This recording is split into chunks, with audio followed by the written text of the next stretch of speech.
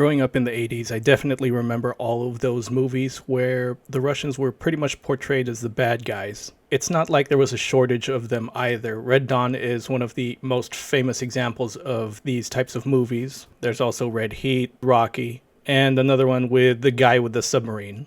We could say he's my uncle.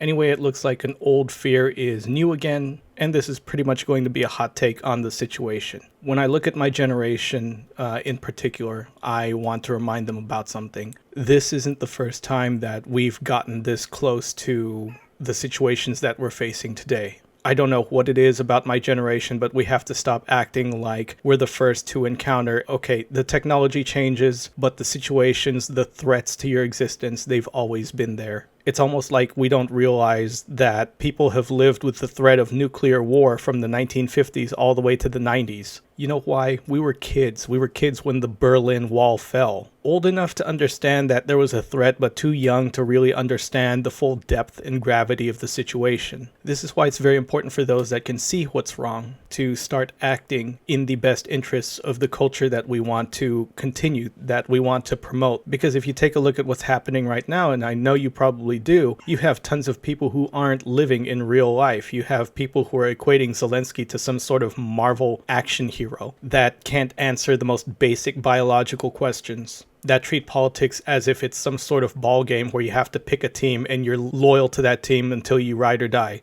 Literally, millennials need to start taking into account this situation has been faced before. Cuban Missile Crisis was a thing. Bay of Pigs was a thing. You still have people in other countries fighting communist rebels. For example, that's what my family does in the old country. We're still fighting communist rebels.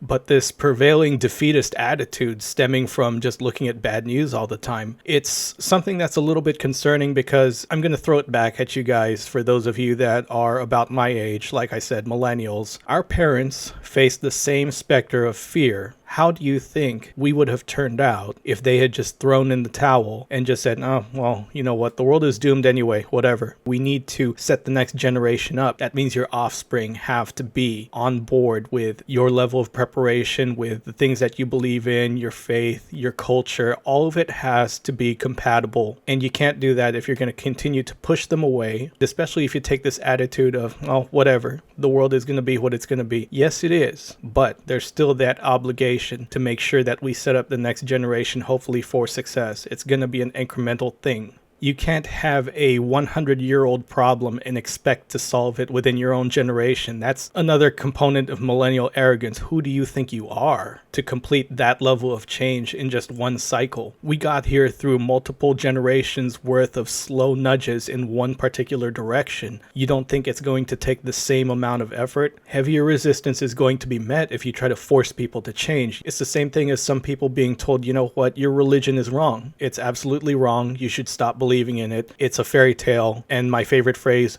grow up. Objectively, what does that even mean? You want to go out and get some McDonald's adult Happy Meal. Does that make you grown up? Anyways, I didn't intend a rant session, but it's definitely something that people do have to consider, that the cultural nudges aren't going to be immediate. The millennial generation is going to have to take a more forward role in impacting culture, in guiding the next generation, because to think that all of a sudden you're going to turn it around and you're so focused on having hard power, you don't even realize you have no real power if you don't have cultural soft power, if you don't have any of those establishment landmarks that people gauge success off of, that people gauge political influence off of. If you don't control any of that, then you really have nothing. And it's only going to be a matter of time before you're pushed into the hills and now you don't dictate anything on the world stage because now you're isolated, you're alone, and you'll still be at the mercy of the larger culture that surrounds you. My family in the old country is very involved in politics. It's very involved in, like I said,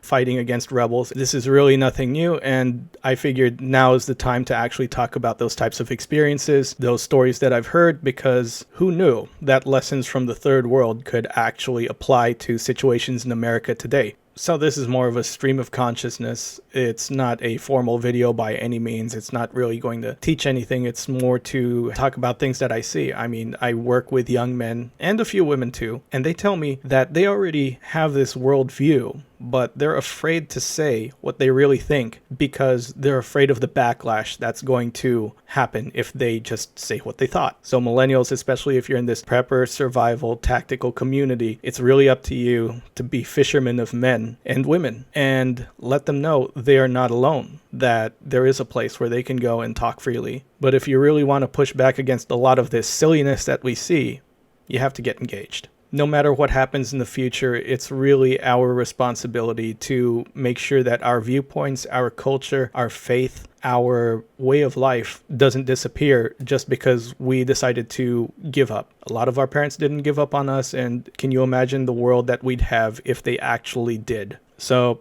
that's it for this weekend. Just wanted to really quickly put this out there. Until the next long video, I guess, be good, stay safe, and have a good one.